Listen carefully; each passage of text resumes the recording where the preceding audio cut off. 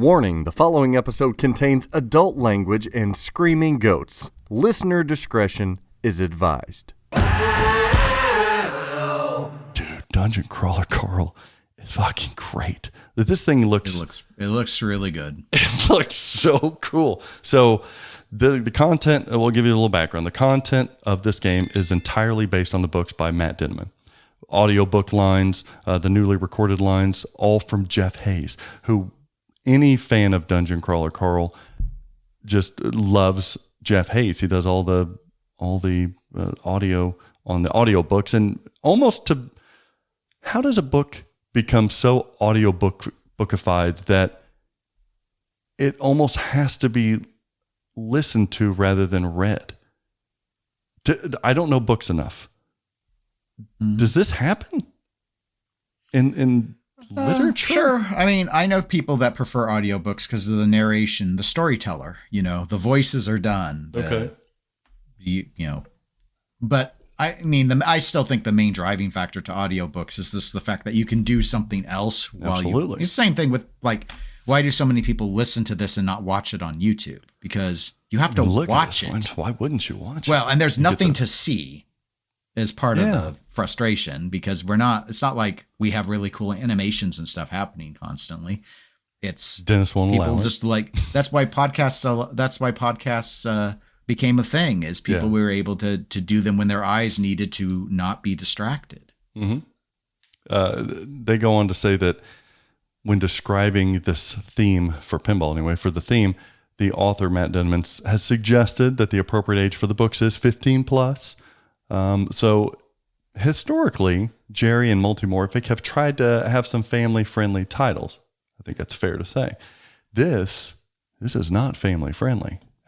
This is the opposite. This is like more Rick and Morty type of.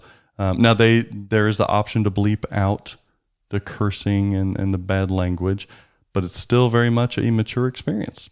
There's a ton of. And if you guys haven't seen the trailer yet, the official, just play the official trailer.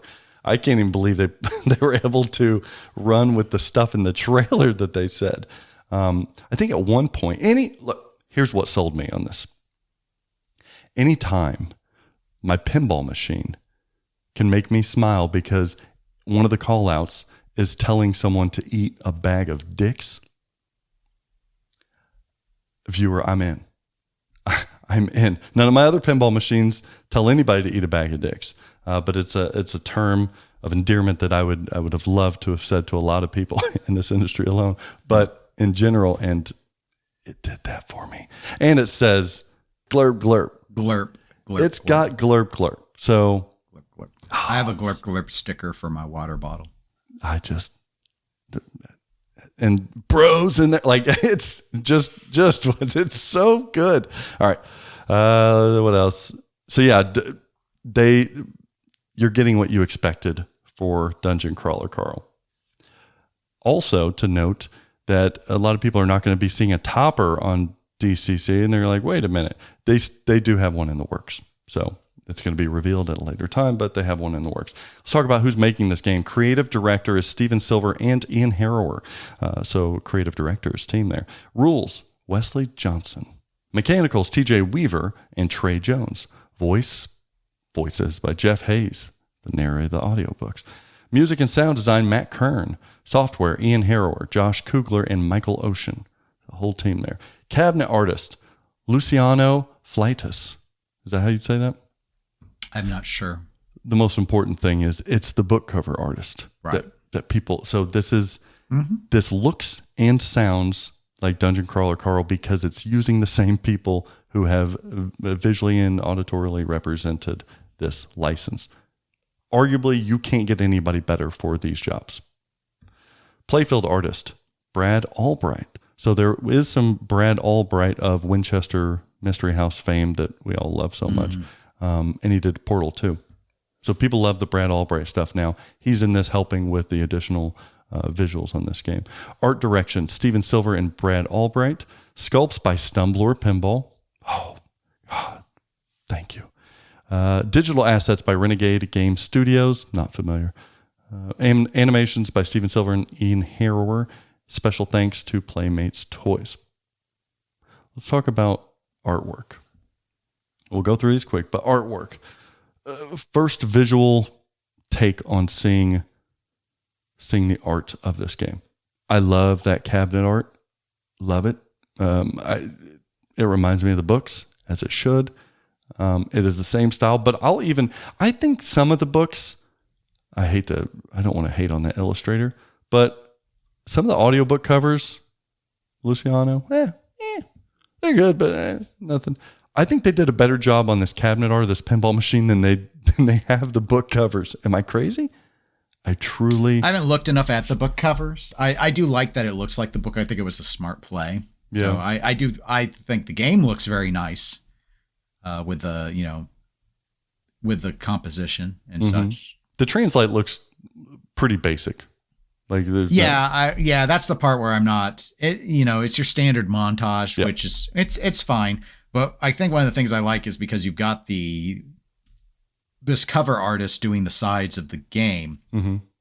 It does not look like that oversaturated style that we have come to associate with pinball now, where the purples are extra purpley and it's like everything is just like literally there's a saturation slider that you have in these programs and you just crank it all the way up. And this actually feels there's a lot of browns, deeper colors, earth tones, warmer oranges, siennas. More on the right side of the cabinet than there's a like purple creature thing on the left, but my point is like it feels like it's the color scheme. I'm going to use the word more realistic, a little less comic. Maybe that's a better way to say it. It doesn't feel like it's a comic strip. It feels like it's meant to be in a lived-in world. So. It reminded me of the more vibrant Rob Zombie. Remember how people loved the artwork on Rob Zombie? I did like Rob Zombie. I don't like anything else about that game, but Rob Zombie's art package was really so good. It kind of reminded me of the illustrations there. But the cab and the that had a great translate too. Dude, the freaking really the left side of that cabinet, the action sequence of Carl on the motorcycle with Donut in the side, like with that monster. Yep. Come on, that's amazing. And I love that both sides of the cabinet are different art on both sides. That's cool too. It's quirky and cool. I do love the artwork on this game. Now keep in mind that remember whenever you buy these games, if you already have a P3 gaming unit system, you just have to buy the module to put in this game. And that is technically cheaper than if you buy it with the P3 game, the module is cheaper than not. But if you're buying that module, you're still gonna probably want to buy the packaged magnetic art that goes with it too. So there's always that. You don't have to have it, but if you want the module alone to play it with Weird Al art, that's fine too. If it's going to be pressed up against different games, right. But now playfield wise, the sculpts do a heavy lift here. They look great. Yes. Like the whole kind of stony background at the for the dungeon aspects, the 3-dimensional aspects to it, up at the very back of the playfield. I did notice in the stills, and I will confirm with other games, this is very much true in real life. If you've never played one, try and play one of these at a show if you can get to a show where they have P3s. But there's an attempt. I like that, at least, again, I'm looking from stills. From the stills, they've learned from the, Final Resistance from Scott Denisi that, hey, instead of being really busy with our screen, we need to make it look more like a traditional layout.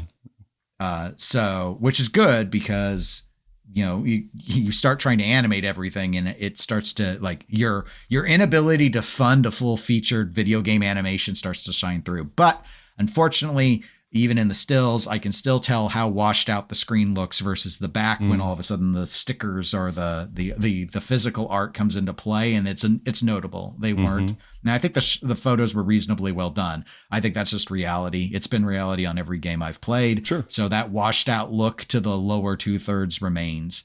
as I'd say, maybe a minor ding, but it is thematically consistent with what it connects to in the back, which is that's the important thing. I do think that's been one of our criticisms, heavy criticisms, is what Dennis was saying, trying to pull in enough animation resources to match what else you're doing physically with a pinball machine. That has been a very tall task. So I agree with you. I love whenever they lean into using that to the best way they can. An LCD screen that still feels like a regular play field. They don't have to overdo it. They can make it look inserts. They can make inserts there. I've said that to Jerry, even historically, when we went back and forth. Make it look like a damn play field. Do cool stuff with these simulated inserts, lifting the inserts up, having creatures crawl under the inserts. Like, that's your bread and butter. That's where we want it to be. And we see even in a top-down pick of Dungeon Crawler Carl, him doing exactly that. And I hope they continue leaning into that. I think they will. I think they've learned as they went along. Yeah. But because if you go back and play Lexi Lightspeed, it feels like you're shooting a phone game. Yes, it does. It just does. And at the time, it was different and cool. But I mean, the inability to put in big money starts to become not even Stern could. I mean, look at, when we talk about like King Kong and its custom animations and just sort of how janky that looks Turtles versus Godzilla, where you're just straight up taking clips. That's why everyone wants to take from the movies. Like that's, Multimorphic knew that with Princess Bride, where you've got like all this movie stuff. Fill it up. The playfield still pretty much stayed like a fairly static looking thing. And I think that's smart. Mm-hmm. Yeah, it's comforting. It's comfortable for pinball people to approach this. The one thing they have now that helps me get behind what they're doing nowadays, they have an artist. They have a really good artist in Brad Albright that is, I mean, you can see he's doing some of the art stills that they're using in the animation on the LCD screen, which then integrates well into the plastics and different things in the upper playfield decal that he does. So it meshes a heck of a lot better than some of the games in the past. So I love, and I'll give Albright a lot of credit here. I don't think it's very easy to take somebody that's so good and has made a theme visually recognizable in the artist that did these book covers and still do all the plastics and stuff to make it look like it belongs to that same art while still making it shown that it's still your art too. Like some of Albright's line work helps playfields look fuller than they are. This doesn't need that because this was pretty effing packed. Almost the line art maybe makes it look even more blurred, but he does a really good job of filling in details so that it looks like more than is even there. Because he'll do even decals on the side of plastics or he'll do decals on the targets. Everything is drawn in. A weird plastic that might go over a ramp, he'll do some artwork on that to bring that whole world under glass to life. So I do love all of that artwork. I think this may be heralded as the best looking multimorphic game. Portal, I can see. I still would favor Portal overall, Really? even though the approach on Portal felt so different from the video game I pushed on it. Overall though, I don't know. For me, but it's the sculpts are throwing me because I like with the sculpts here, I kind of lean to this, but if I were to take the sculpts out and just make the art carry itself, I don't know. Okay. Let's talk about I think those. some of it's just some of the color choices for the dungeon doesn't remind me of what I heard in the it seems a little more pinball-y maybe. I don't know. I don't have a good answer for you. Let's talk about these sculpts then. As we talk about toys, mechs, just functionally all nice. this stuff. And we'll talk about kind of layout at the same time, but this is not looking like a Lexi Lightspeed P3 game. They've doubled down on what they put on the extended module over the LCD playfield. But if we're just staying in the back, thank God, like I always felt like I'm the only person in pinball that loves big, huge sculpts that create like worlds that cover ball paths. I am a nerd for that. It makes me horny seeing all of that stuff. Some of you start hating and call things Popeye, but for me, like that whole rock dungeon arches and stuff. Absolutely fantastic. It brings the world in. Signs, you've got Donut. It's probably my favorite sculpt. You got Donut. And I don't know, in the video it shows like the sunglasses that Donut's wearing flashing her eyes, but I don't know if that's a reflection or if that is. I don't there's think stuff it's lit, it's in the photos too. They must have LEDs in them, because there's one photo that I saw with the donut with the ball lock, and one glass is blue and one's red, so they clearly have LED'd it. Because that was awesome in the trailer. I was like, oh, cool. And Mongo, the little raptor, that's really nice done. Even Carl in the back, that I think sculpt. Mongo's my favorite sculpt. It's pretty good. So the sculpts are awesome. But look at the wire forms. There's freaking wire forms everywhere. There's a third flipper shots. There's ball locks with magnets. This is all just in the top module. There's that whole under Mongo, the ball on a magnet, and it throws it around in there, hitting targets. I don't know about that. They could probably stage that almost like Deadpool did, where they can hold a ball in there if they want to. So do you lock a ball in that, or has it always got the ball in there? No, it lifts. Oh, it lifts up. Okay. The whole front base, almost like I like that better. Final Resistance, where you hit something enough and it lifts up to show. But yeah, it's like that where maybe it was Heinz, but you hit that bank. I like that better. It was so many targets close together. Just the targets alone are boring, but they're just it reminds me a little bit of Al's Garage Band, where they've got the spinning disc and they've got the targets up in there, kind of like that, like those sort of things. Obviously this isn't spinning, but it has a magnet, so that lifts to get up in there. Okay, and then I like that better. There's a center drop target.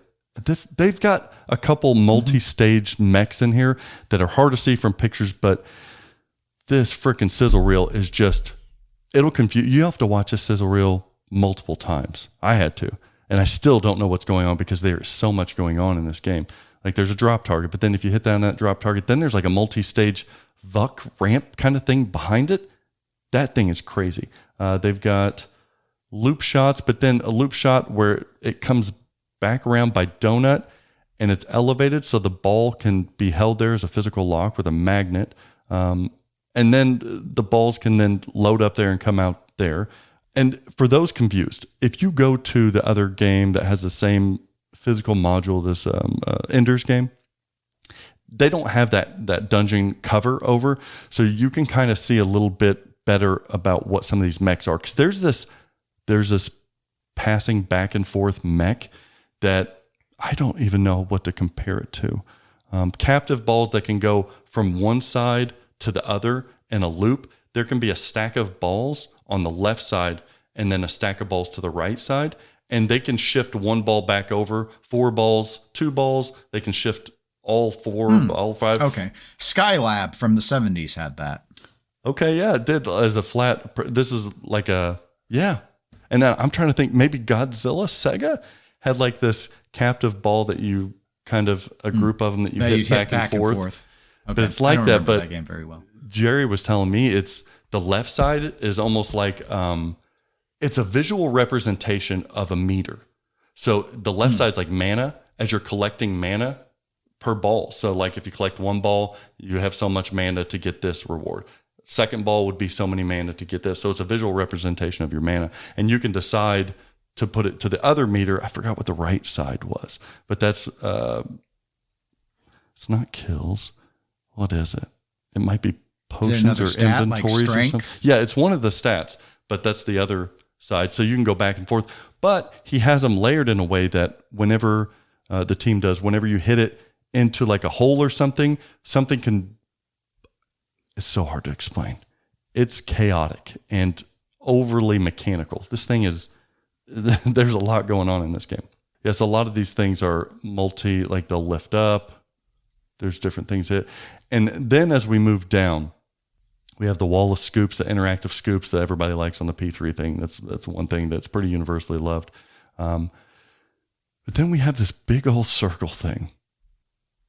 Now, at first, when you watch the trailer, you think, holy crap, there's something on the main level of this playfield. It's like this dome circle thing that turns in ways that then open up different shot paths is what that's doing. So it can be an orbit to loop or to send it up to the upper playfield to do something. There's one that there's like, I think a spinner on one, maybe there's one that it turns like it's a death turn, man, because it puts a bunch of targets right close to your flipper. So you've got to battle something that's getting closer to you. So that thing can turn, I think 180 degrees or pretty much all the way around. So it has different stages that it will show or that it will present based on whatever's going on in the game. But it's a diverter on steroids to a certain extent. Is it always on the playfield or does it lift? It's always on the playfield. But it has the majority of it's, I think, passed through for a lot of it. So it just looks like a circle kind of thing because it has that ring of LEDs. But yeah, a lot of it's passed through because in the position of the top down for those following with pictures, you can see there's like it's like a left orbit that spins it up to the back. Okay. I'll have to try this. It's skeptical. It is intense. The other cool thing is that whenever you're up in the dungeon and it has a wire form, it looks like it's just going to drop off the playfield and come back to the flippers. That actually is a second level. So this wheel serves itself on a second level as well, to where it has structurally things happening on a top of plexi that is clear and you don't see. You'll see no wire forms are technically going back to the flippers because this whole upper level serves as they said in Ender's Game, it makes sense because like you're in space with no gravity, so the ball can kind of go wherever. In Dungeon Crawler, it flows based on where that wheel is turned from the bottom. So it can divert balls to the left or the right flipper based on the top portion. Okay, yeah. As I zoom in, I'm seeing where the plastic sends out way further. Okay, yeah, that is clever. Yeah, that thing is freaking cool. And they basically took out the left target bank on the P3 system for this extended. So you still have the right bank, but the left bank is now even more shots in that thing. Yeah, I see that. And then so if that wasn't enough, then you have something new on the P3 that they did very simply too, engineering wise. They have, you know how most games now are using in-lane posts that come up to hold the ball. They'll tell like a mode and then it stops. They have that now here in the P3. They're putting something on those where the sling actuators are to where it holds balls now in the in-lane. And if it wants to, it can do just like a post now where it will engage the sling and it'll pull. And I guess there's a piece that holds the ball now and can lock a ball or hold a ball there. And then, so that's just another feature. So what do you think of the overall layout? I like the back. Not sure on the disc. But I'm other same than place. that, I'm gonna have to get my hands. I mean, it's all interesting, but the back, I like a lot of the ideas going on there. Don't know on the disc. I worry it's going to be too gimmicky, but I'll have to try it. We'll see how it feels. Cause I'm the same way. I'm curious. That is big. And I like that. It takes a lot of space. I like that it is multifunctional. If you're going to have something down there and you're going to be brave enough to put something over the LCD playfield, you're doing so with multiple approaches because you've got two levels of what you're doing with the ball because you're spinning this thing and you have paths. I think it's ultimately going to be pretty freaking badass, but it's hard to know. That one's hard to know. But yeah, the back of the playfield, it looks damn cool. I'm a sucker for a third flipper that has multiple paths. So rules, codes, moments we don't know. The one cool thing that they were telling us is that lovers of the book of this game will really like this. Essentially, it's nonlinear, so it's not like you got to play through book 1, then book 2. It's not Who Brought the Dog. And they changed that. Ghostbuster style, yeah. But you can kind of play whatever book. But each book in and of itself is its own like game rules kind of thing. So Jerry was saying like I think right now book 1 is pretty much fully coded. They're into book 2. By the time we start seeing this at Expo or something, they'll have 4 or 5. But like it's going to be one of the deepest damn games out there. Because you can kind of, he said in some, like book one is very nostalgic to the, like everything story-wise is based on that book, whatever book you're playing. Mm-hmm. So it's almost like, remember Harry Potter, where you can kind of pick the movie and then the scenes and stuff are based on what happened in that film and the tasks. It's going to kind of be like that here. But I think even deeper when it comes to like modes and stuff, multiple modes within each book kind of thing, I believe. Again, I've not had my hands on this, so I don't know, but that's what I'm being told.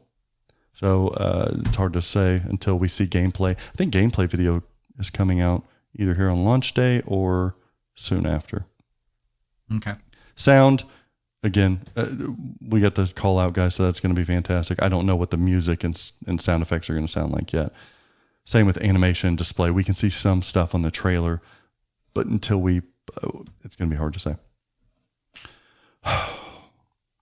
This is before we get into pricing and such, one word I would use to describe this in the most positive way possible is ambitious. Would you agree? This is a very ambitious attempt at a game, regardless if it was a P3 or not. I don't think there's any argument, even some of the naysayers as I was in the past. You can't argue there's not a lot going on in this game. Think about some of the games we got recently. There's a lot going on. And the sculpts look pretty dynamite too. I mean, I agree that, yeah, there is a lot going on.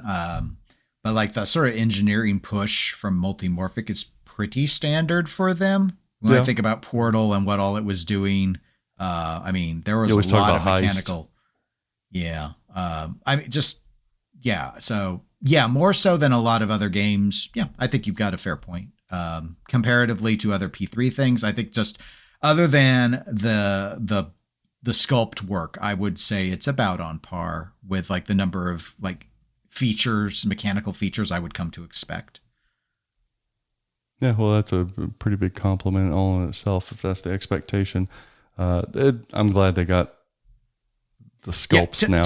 To me, the question is whether it'll live up. Like when they did the heist you mentioned and the crane, like their crane was so cool, like cooler than Batman 66's crane, cooler than any crane, I would argue, in the history of pinball. You can't, I'm going to say it like this. You can't knock it out of the park every time.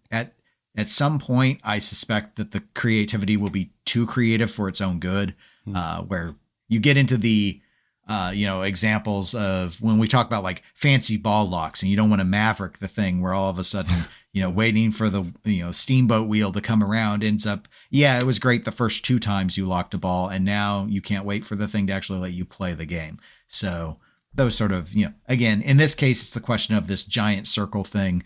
Obviously with Portal, they just really extended a ramp that went up and down, relatively simple concept, but it added a great deal of depth because it no longer it felt like you were exclusively playing this game where all the shots were in the back.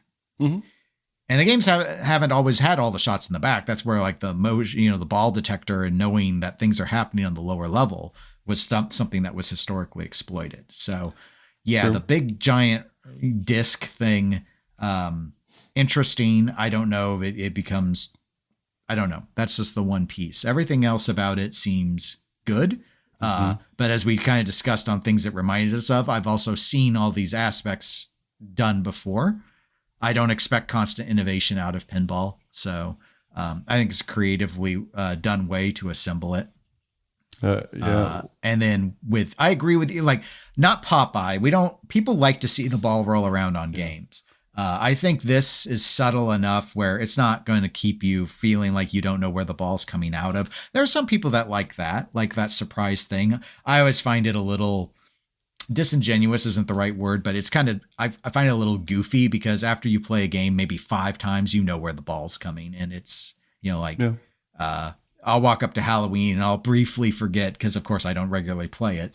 There's going to be like this little lift and it's going to elevator up the ball. And that's, oh my God. Oh, what a mystery. And then after that, I know, and I'm sitting there looking at my watch going, when is the ball coming back? Because I'm here to play. I'm here to play the butt pretzel game, not wait for my ball to come up in an elevator. There were no elevators in the original Halloween. I still find that decision very strange. 3 levels. To have a ball elevator. One of the other reasons that I was, more eager to partner up with multimorphic is I always like people, because I feel I relate to it. I always like people who feel like they have a chip on their shoulder or feel like they have something to prove. And when they actually start doing it, like Spooky was doing that very well in the past, where they listen so intensely to the hobby and what do they want us to do? What do they keep fucking ripping us on? What do they keep shitting on? And then just trying to I'll bring you the best damn artist. I'll bring you the best damn rules and the sculpts and everything. Spooky did that. Feels like Jerry and team over there over the years have been doing that as well in their own way. And I respect the hell out of that. I like when somebody is feisty and they want to prove other people wrong, because I can relate to that. So I like that. Tell me about the 4K. Oh, we'll get there. That's my goal. Just wait. We'll get there. Okay, pricing. Believe it or not, they've actually reduced the price from their last game. This, I think the MSRP for this kit is $5,250, which Portal was $5,500, I think. So interesting that a manufacturer has reduced the price of something. We can't. Faith plate was probably expensive. What was it? The Faith plate, right? Well, that was one of the mechanical features in Portal. Oh, okay. The Faith plate. So I got to give them credit for not continuing to go up, technically. Still expensive for a game, for a module. It is. Just is. There's no ifs, ands, and buts around that. You save some money if you're buying the P3 system with it. So if you're buying the P3 with Dungeon Crawler Carl installed, it's $12,350. Right around that. Which is becoming kind of that $12,000 standard. You've got Jersey Jack's middle tiers of $12,000. Their upper tier's $15,000. Stern's highest model is $13,000. This is $650 below that. Barrels, their last games were 11.6, so this is above that. Spooky, they're the pricing people. They were under $10,000 for their last couple sold out games. So what's CGC at? CGC is Medieval Madness Merlin is $12,000. So right there with that as well. So they're where they need to be probably, but the value proposition for this is all the other games that you're buying with it. That's the value prop here. Otherwise, I'm not going to blow smoke up your ass and be like, oh, this is a value game at $12,350. I think it's comparable to other games that you're buying. No, I think that's a fair point. Sales. Oh, we don't know yet because it's early. How do you think this does? I don't think it does dramatically better than the other big licenses. I don't think it does dramatically better than Portal. Okay. For big licenses for P3. I mean, they've had some pretty popular licenses. Weird Al, starting with Weird Al, Princess Bride, big, Portal. The system is the hurdle, not the look of this game. I think their sales are going to be better, substantially better. All of them? Than all that I named? I wonder what their best-selling. I would guess their best-selling game is Weird Al, if I were to guess. I would think so too because of the pandemic. I would say their best license is Princess Bride. License-wise, yeah, that'd be my. Again, just license. Not talking about the game, gameplay and such. The reason I think this will do. I think this will be their best-selling game. I do, and I think the reason being. Timing. You see, I did there is I timed it with saying timing. Now, I don't know if they lucked into this, but God damn it, don't it? Their timing on this was phenomenal. They're hitting at the hotness of this theme. Princess Bride is a great theme, nostalgic. It wasn't the hotness of Princess Bride at that time. Portal, cool theme. There's nothing new with Portal franchise or that theming. It's an old video game. They are hitting right when they need to on this. I would say this is a hotter title timing-wise than a lot of stuff that's going to come out this year, last year, the year before, etc. It's just hot right now. They're getting their own series. Sure. They just revealed it at Comic-Con.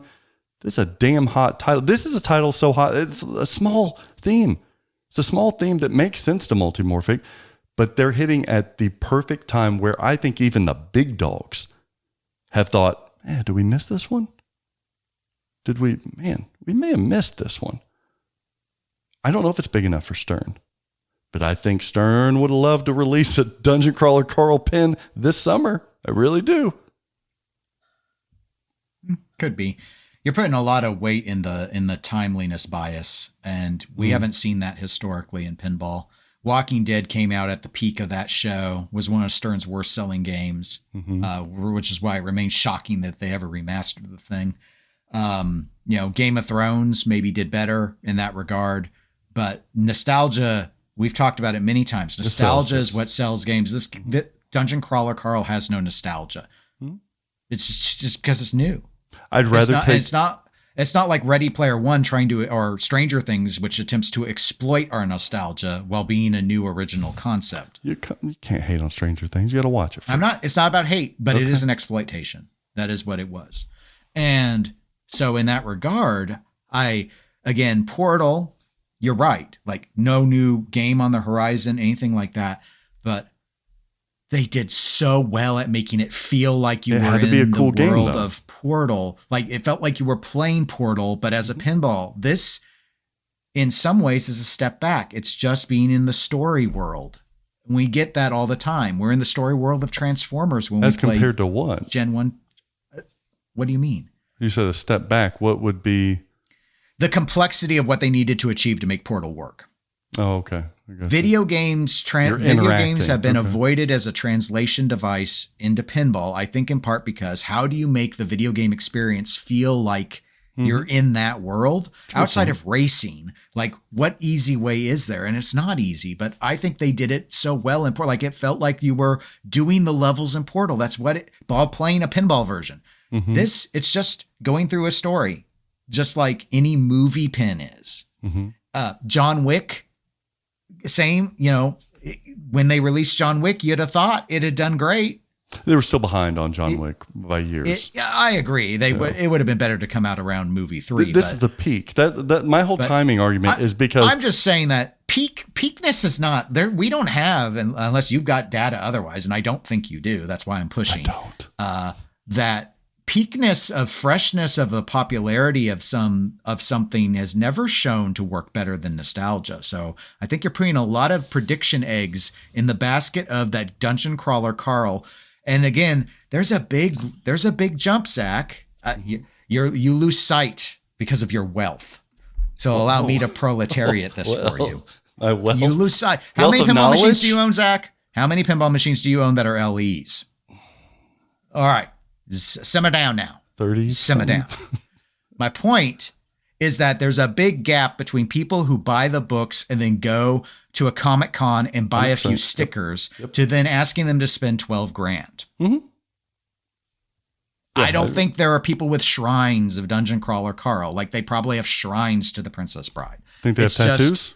Different. Yes, I know they have tattoos. What do you think do you think one of the But I also saw that someone got a tattoo of the dude who sang Chocolate Rain on his arm. So I've seen all sorts of stuff. What I was saying with the timing wise is I would rather attempt, because of the scale of the hotness right now for this theme, give me this versus this in 10 years as a theme. Now, in 10 years, it may be hotter, but I would rather take my risk right now because that's how hot it is. I'm not meaning to say that it is not the right time to do Dungeon Crawler Carl. I think this is the great time to do Dungeon Crawler Carl. But I think there's a big difference between saying that and then that, this is thus, because the timing is so awesome from Multimorphic This is thus going to do better than Princess Bride, Weird Al, or Portal. And I'm like, I don't know. Princess Bride's a stronger theme. Weird Al had the pandemic money thing going on where people could just throw money into pinball machines and there was nothing else to do. And Portal was arguably the best engineering execution of any first-party title that they've done. I'm not saying it won't beat them. I'm just saying timeliness sure wouldn't be what I'd put my chips on to say, oh yeah, this is going to do better than all of that. I think it, yeah, I get it. I think we can. And I don't think it does better because it has nice sculpts. I think there's so many things, and this is one that really helps. Now, what I will say is this will do better than Ender's Game. How much better? I would. And 4 years ago, I'd never have said that. 5 4 to 1. 1. 4 to 1. 4 to 1. This outsells Ender's. A lot. The only thing that would balance it out is if Ender's Game rules come out and it's just. Absolutely. So again, there's some aspects that I'm predicting on partial information, but that's what makes it fun. Mm-hmm. Yeah. So sales wise, I think this is going to be I think it does well for him. I think it does well for P3. That's where I'm at. I'm going to still. That's where I'm at. Behemoth for them. And I know if you want me to place it, and I don't know what their sales numbers are, I'm going to say it outsells Princess Bride. I don't think it outsells Portal, and I don't think it outsells Weird Al. That's where I'm going to place it. I would think Ender's Game isn't even going to outsell Princess Bride. Okay, I'm good with that one. I think this outsells. Again, I don't know what those numbers are, so the only people that will know are them. So I think they're going to have more sales of P3 machines because of this release than they did every other title, with the exception of maybe Weird Al. Weird Al had it's just Weird Al. They got a lot of P3s sold because of that. And again, that's kind of funny because it's the same thing with Guns N' Roses and Jersey Jack. Mm-hmm. I don't know anyone who says Guns N' Roses is the best playing Jersey Jack game, but golly, other than maybe Harry Potter now, is it the best seller? I mean, it blew past Woz. Yeah, it is. Yeah. I mean, absolutely. And that was just timeliness. It's not because Guns N' Roses is an awesome band. That was pandemic effect, baby. And them bringing lighting up a notch. Oh, there were other things that played to its advantage, but we get that great lighting out of all their stuff now. Now we do, yeah. But now we expect it. So in theory, though, that should be an equalizer at this point. But I think this really. And now production timeline wise, they are like many other manufacturers where they're announcing the game. They're not going to be. I mean, the last I don't know how many releases we've got from people. You announce the game. They're not making them for months from now. So I don't think we're going to start seeing them. That's weird. I know, but that's just how these Pedretti just said the same thing. I don't know why anyone's doing this, Zach. Tell it to me like I'm a child. Why would you do that? Reduction of risk, for one. Well, hey, Nicole, how's it going? Oh, you can say hello to everybody. What do you got going on there? If you were a child, I would say the only thing is reduction of risk. Yeah, reduction of risk, and they get excited. I don't think that's necessarily here with multimorphic, that they just get eager and they just want to launch it. But as a whole, some of these manufacturers may misinterpret when they should launch something. And let me ask you this. Do you think that the author mentioning it at one of those fan talks forced their hand months ago? Like, did they move up their timetable because he didn't keep his mouth shut about a pinball machine coming? Oh, it could be. Yeah, for Dungeon Crawler. It could be. Because I think that, and I don't know this for sure, but I think that Multimorphic knew that there was, in discussions with Matt Denneman and this license holder, whoever, they knew there's a possibility that they announce at Comic-Con. They probably knew there's a possibility that they show the video or show pictures. They probably knew it's a possibility because ultimately the license holder will do whatever the hell they want. Ultimately, that's the leverage that they probably have over the manufacturer of a pinball machine. However, there's probably a large likelihood that they didn't plan with Multimorphic what all they were going to show, how they were going to do it. I bet Multimorphic is like, there's a good chance that they're going to show this. And we just have to kind of be prepared for that. So maybe that does force them into it as well, because there was a lot of chatter that this game was coming, not by what manufacturer, but I mean, you had the artist saying stuff, you had influencers that were with DCC and saying stuff, so maybe. But I don't know why they would delay. Because, I mean, financially, can you afford to take the risk on building 100 pinball machines like a P3 in hopes that everything will be ready to go? I mean, I don't know. I don't know manufacturing. Could you not take the risk of building 50? See, though, we could just lower the amount we pre-build. Well, right now, and maybe there's a long tail before more get built, but I think the turnaround Barrels kind of had got that rep of having some labyrinths ready when they did Labyrinth. They did with Dune. Winchester, for the most part, took a while, but Dune they had. I think the turnaround for a P3 machine is like 12 weeks right now already. So once this game is launched, that's going to balloon, I would think. Yeah, I would think it would go up. So okay, well, so we will see. Well, good luck to them. I look forward to trying it. If you're looking to purchase a dungeon crawler, I am not right now. I will try it first. Viewer, if you are, it's simple. All you got to do is go to Dungeon Crawler Carl Pinball. No, I might not be joking. But maybe just type it in, see what happens. But you can go to flippandoutpinball.com, order yours today, or you can email me at Zach, Z-A-C-H, at flippandoutpinball.com. They're a sponsor of the show. That's why we're plugging them here. And it's my company, so I mean, fucking, we're going to do that. Ken at flippandoutpinball.com, Greg at flippandoutpinball.com, Hell, Nicole, Sarah, Jody. We have a shipping. We have a shipping team member now, Dennis. So Jody Dankberg? That's right. Wow. Too soon? There are rumblings that Jody Dankberg is no longer with Stern in licensing. I've heard some rumblings. But there's so many rumors out there. I don't think he is. I think he is gone. Okay. Yeah. Well. So, but not gone to Flipping Out. No. This is a friend of ours. I mean, you've stolen people from other pinball companies. So it comes up. Stolen's a strong word, Dennis. Kidnapped. More value. I value them more, maybe. Providing more opportunities for, maybe. Yeah, a lot of opportunity. I like to help people grow. Yeah, you're a helper. I'm like a gardener. Mm-hmm. Really, with a green thumb. Pinball thumb. And that's why it makes this partnership with Multimorphic so good. Because I think with our powers combined, Bye. I mean, it's not Captain Planet, but okay. Heart. I always feel sorry for that kid. Everybody else gets a cool power. Heart. The fuck is that? When I buy my pinball shit, I buy